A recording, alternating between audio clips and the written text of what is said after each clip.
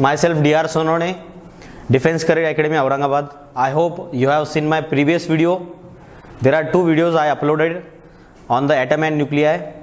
Second video में हम लोगों ने देखा था कि रेडियस ऑफ बोर्स ऑर्बिट का रिलेशन क्वांटम नंबर के साथ कैसा है. Quantum number is a orbit number. तो वो प्रीवियस वाला फॉर्मूला मैंने आपके सामने लिखा है. और आज हम लोग देखने वाले velocity of electron in a Bohr's orbit. Atom के अंदर ऑर्बिट में जो इलेक्ट्रॉन घूम रहा है उसका वेलोसिटी, फर्स्ट ऑर्बिट का जो इलेक्ट्रॉन है उसकी वेलोसिटी, सेकेंड ऑर्बिट का इलेक्ट्रॉन, थर्ड ऑर्बिट, ऐसे रिस्पेक्टिवली हमको देखना है कि सभी का वेलोसिटी सेम होता है, इंक्रीज है, डिक्रीज है, कैसा है. ठीक है, तो आज हम लोग वो पॉइंट देखने वाले. So let's start. एक तो हम लोगों ने प्रीवियसली देखा है radius of Bohr's orbit. nth orbit के लिए हमने फॉर्मूला लिखा था n square h square epsilon not pi m square, जिसमें ये पूरा फैक्टर जो है दैट इज कांस्टेंट. ये पूरा फैक्टर कांस्टेंट है.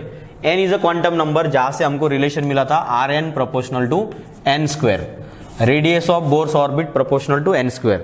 तो आज हमारा पॉइंट है वेलोसिटी ऑफ इलेक्ट्रॉन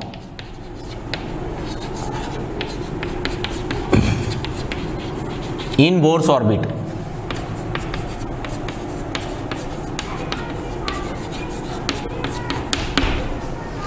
तो वेलोसिटी ऑफ बोर्स ऑर्बिट देखने के लिए हम लोगों को बोर्स के हाइपोथेसिस यहाँ पे कंसीडर करना है. 3 हाइपोथेसिस हमने ऑलरेडी पढ़ा है. उसका यदि हम लोगों ने फर्स्ट हाइपोथेसिस कंसीडर किया तो फर्स्ट हाइपोथेसिस के हिसाब से बोला है कि अकॉर्डिंग टू फर्स्ट पोस्टुलेट या हाइपोथेसिस बोला, फर्स्ट पोस्टुलेट वो है कि angular momentum of electron should be equals to NH by 2 pi. Integral multiple of h by 2 pi चाहिए, राइट. यदि यहां से हम लोग एंगुलर मोमेंटम का फॉर्मूला लिखते हैं in terms of linear momentum, तो P इंटू R ऐसे हम लोग लिख सकते हैं NH बाय 2 पाई.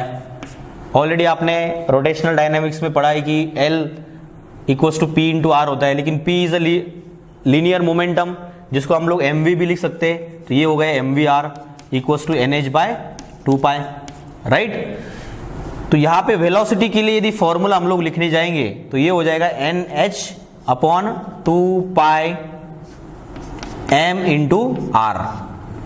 यहां से यदि क्वांटम नंबर का रिलेशन देखेंगे तो चलेगा नहीं, क्योंकि ये जो रेडियस है वो हम लोग को nth ऑर्बिट की रेडियस यदि कंसीडर करना पड़ेगा यहाँ पे, तब जाके हमको n का रियल रिलेशन वेलोसिटी के साथ पता चलेगा.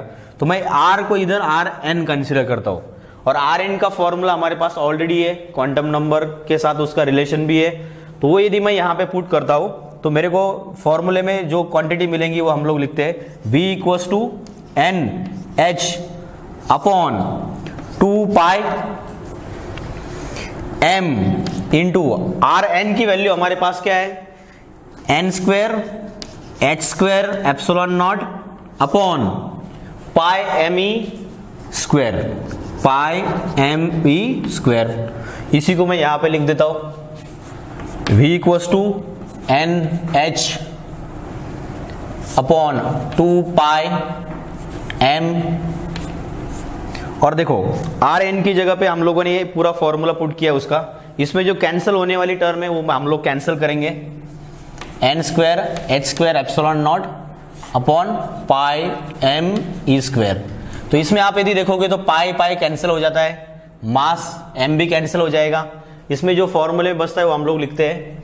यहाँ पे n का स्क्वायर और n भी कैंसिल हो रहा है, तो v इक्वल्स टू हम लोग लिखेंगे यहाँ पे e स्क्वायर ऊपर चला जाएगा तो e स्क्वायर, h का स्क्वायर और h भी कैंसिल हो रहा है.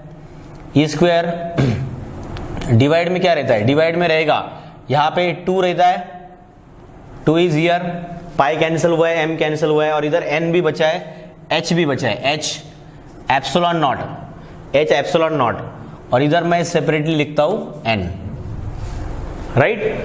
सो यहां पे जो n बचा है n is a quantum number, orbit number. First orbit है तो n की वैल्यू 1 रहेगी, सेकंड है तो n की वैल्यू 2.